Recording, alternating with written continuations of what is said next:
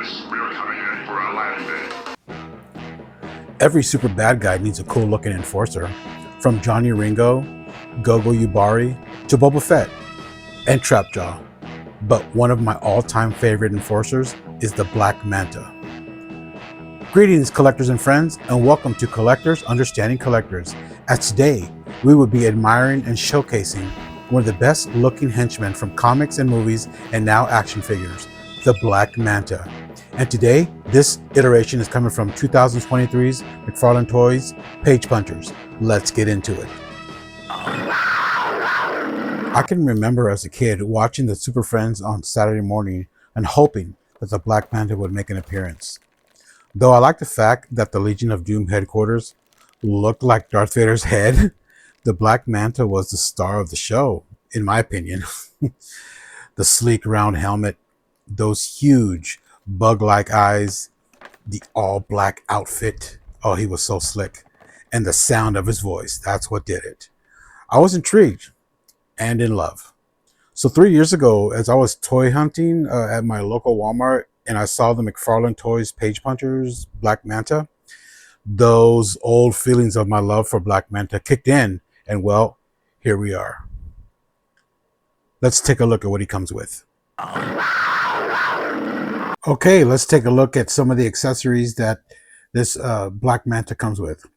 For starters, he comes with a comic book, and it's at the back of the package there. And if I can remember correctly, because I did grab the Page Punchers Aquaman, and he did come with a comic, so I believe that these interiors are the same, but the cover is different, which is, appropriate. The Aquaman cover with Aquaman and Black Manta. It should have said Black Manta on there, but I like this.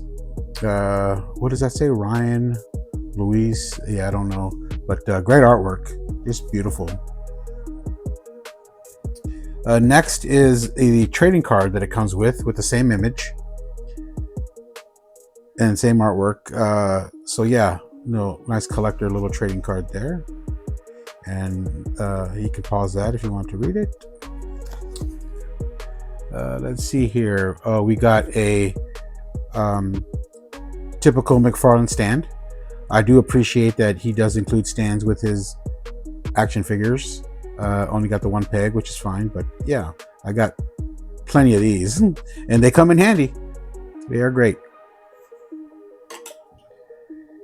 And then next is spear, and which is appropriate because Aquaman has his trident, so Black Manta needs his spear. And I want to try to keep my hand here, that way it stays in focus. Just to appreciate all the work that's on there, all the different textures on here. Look at that. Oh, that's great. I like a little bit of color in there, kind of break it up. One could apply a little bit of silver or maybe some gold or maybe some more red. Oh, I like the end. Yeah, that's nice. And I've noticed that some of the more modern McFarlane toys, the weapons and guns and accessories, they're a lot more sturdier than they were back in the day. I've got a couple old McFarlane toys, and just everything comes out so warped, whether it's a sword or if it's a gun, just a really cheap rubbery plastic. And you have to heat it up to kind of straighten it out, but on this one it is pretty sturdy. Yeah, that's better plastic. Let's take a look at that spearhead again. Oh, that's nice. You can even put a black wash on there to kind of fill in those little panel linings there. But yeah, so those are the accessories that come with Black Manta Page Punchers, and next we're going to look at Black Manta himself.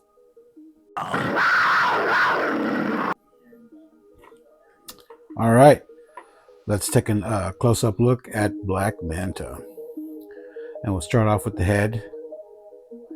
And this design is it's cool. I mean, it's different, but it's cool. I'm used to, the bigger type head with the bigger eyes. A head that looks like a human head would fit into it. Here, it is a little thin, a little small, but I'm willing to let that go and suspend my my beliefs there.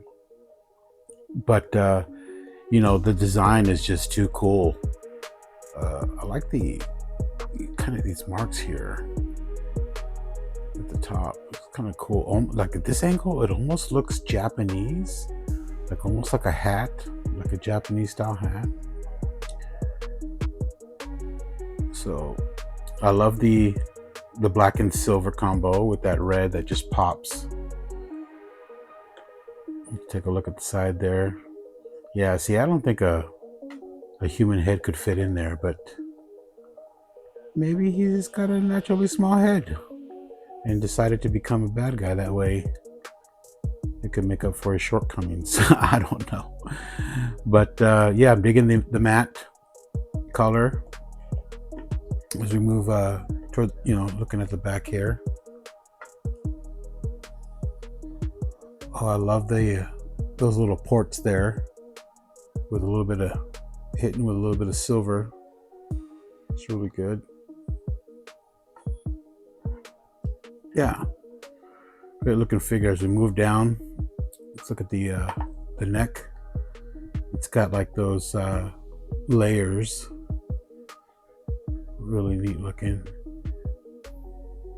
I mean, he is so stylized. He is just absolutely gorgeous. Especially compared to the old design. He is just great. Like all this red work right here. And look at the different textures they included.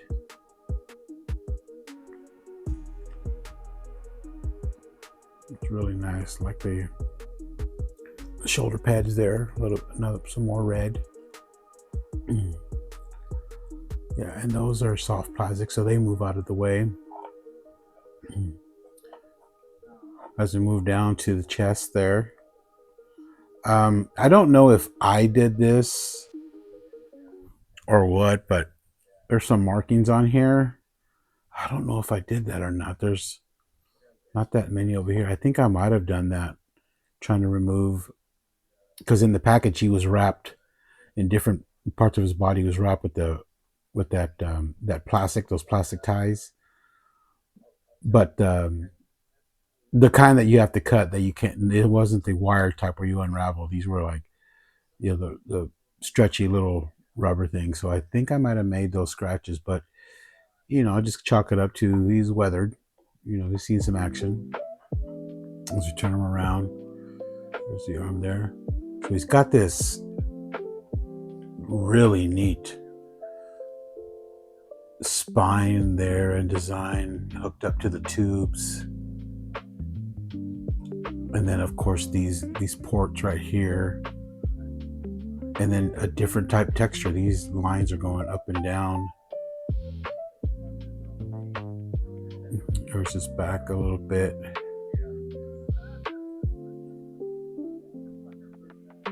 And I love that for being one color, well, with the touches of red, but for the most part being black. I like how there's different blacks. Like you got the matte, the matte carries through over here, but then a little bit of shiny black,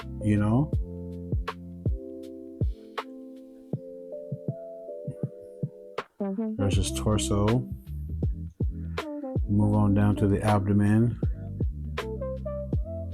Oh, what a great looking figure. Jeez. He's so well done. So well sculpted. Love it. There's his belt there.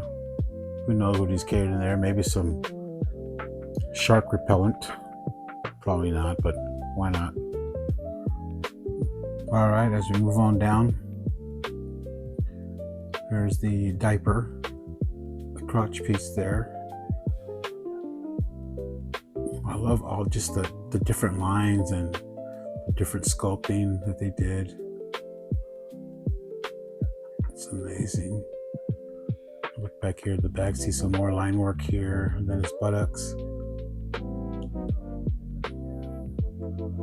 Then that texture goes down the leg, and then see, here's what I'm talking about. You can really see it here. See how it's just sort of matte, but then you got shiny black there to break it up. Absolutely fantastic.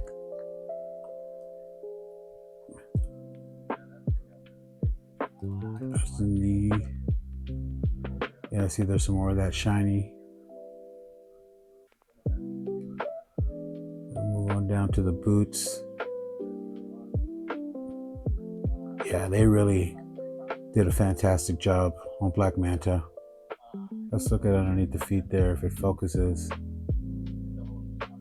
I'm hoping you can see that because I can't see it. I'm hoping that's in focus there, but yep, there he is, Black Manta. And you know, this is one where I gotta keep him. You know, he's just too cool. Plus, he's always been one of my favorites. All right. Okay, let's look at how tall Black Manta stands and some comparisons to other figures.